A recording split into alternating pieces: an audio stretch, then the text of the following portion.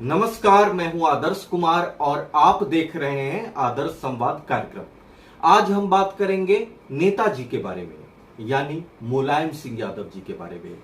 वो यूपी के 3 बार मुख्यमंत्री रहे, देश के रक्षा मंत्री भी बने, यूपी से 8 बार विधायक चुने गए और 7 बार सांसद भी रहे। लेकिन उनका सबसे बड़ा सपना था कि वो एक दिन देश का प्रधानमंत्री बने। और सिर्फ उनका ही नहीं, बल्कि समाजवादी पार्टी के हर कार्यकर्ता का यही सपना था। खुद उनके बेटे अखिलेश यादव भी चाहते थे कि एक दिन नेताजी प्रधानमंत्री जरूर बने, लेकिन उनका ये सपना अधूरा रह गया। लेकिन ऐसा नहीं है कि वो इस पद के करीब नहीं पहुंचे थे। 2 बार ऐसे मौके आए जब वो प्रधानमंत्री बनते बनते रह गए। पहला ऐसा मौका था साल 1996 में, जब कांग्रेस गठबंधन को मात्र 141 सीटें मिली थी, यानी कि कांग्रेस गठबंधन की हार हो चुकी थी। दूसरी तरफ बीजेपी गठबंधन को 161 सीटें मिली और उस समय के राष्ट्रपति डॉक्टर शंकर दयाल शर्मा ने अटल बिहारी वाजपेयी जी को सरकार बनाने के लिए न्योता भेजा। अटल बिहारी वाजपेयी जी ने प्रधानमंत्री पद की शपथ ली और 13 दिनों बाद उन्हें मजबूरन इस्तीफा देना पड़ा, क्योंकि वो संसद में अपना बहुमत साबित नहीं कर पाए। इसके बाद फिर कवायद शुरू हुई दूसरी सरकार बनाने की। तो कांग्रेस, जिसके पास 141 सीटें थी, वो सरकार बनाने के लिए आगे नहीं आई, क्योंकि वो जानती थी कि वो अपना बहुमत साबित नहीं कर सकती है। इसके बाद जो पहला नाम सामने आया वो वीपी सिंह का। वीपी सिंह पहले एक बार 1 साल के लिए प्रधानमंत्री बन चुके थे और वो ये जताना चाहते थे कि उन्हें पद का कोई लालच नहीं है, इसलिए उन्होंने प्रधानमंत्री बनने से इनकार कर दिया।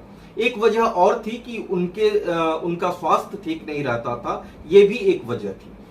दूसरा नाम जो सबसे पहले सामने आया वो ज्योति बसु का, लेकिन ज्योति बसु के नाम पर लोग एकजुट नहीं हो पा रहे थे।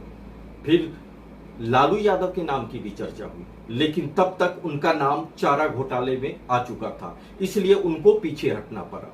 अब जिसके बारे में सब कुछ तय माना जा रहा था वो एक नाम था नेताजी का, यानी मुलायम सिंह यादव जी का। ये माना जा रहा था कि अब नेताजी ही प्रधानमंत्री बनेंगे और उनके समर्थक उनके घर पर भी जुटने लगे थे और सभी लोग उनके नाम को लेकर के आश्वस्त थे कि अब नेताजी के अलावा और कोई विकल्प नहीं है।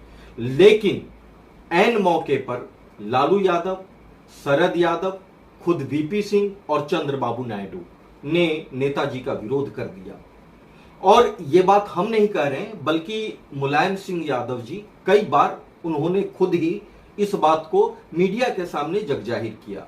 एक बार रजत शर्मा के कार्यक्रम आपकी अदालत में भी मुलायम सिंह ने खुले तौर पर कहा था कि लालू यादव की वजह से वो प्रधानमंत्री नहीं बन पाए। 3 और नाम थे, जैसा कि मैंने बताया, वीपी सिंह, चंद्रबाबू नायडू और शरद यादव। लेकिन सबसे बड़ा रोल शायद लालू यादव जी का था और वीपी सिंह का। तो 1996 में मुलायम सिंह यादव प्रधानमंत्री बनते बनते रह गए। एक दूसरा मौका भी आया, वो 1998 में।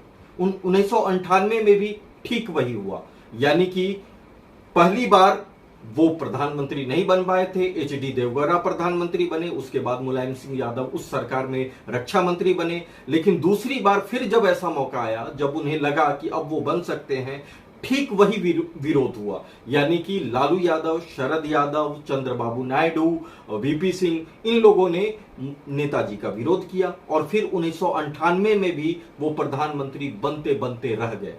तो 2 ऐसे मौके आए जब नेताजी प्रधानमंत्री पद के करीब पहुंच चुके थे, लेकिन दुर्भाग्यवश नहीं बन पाए। और इसके लिए मुख्य रूप से लालू यादव जी को जिम्मेदार माना जाता है।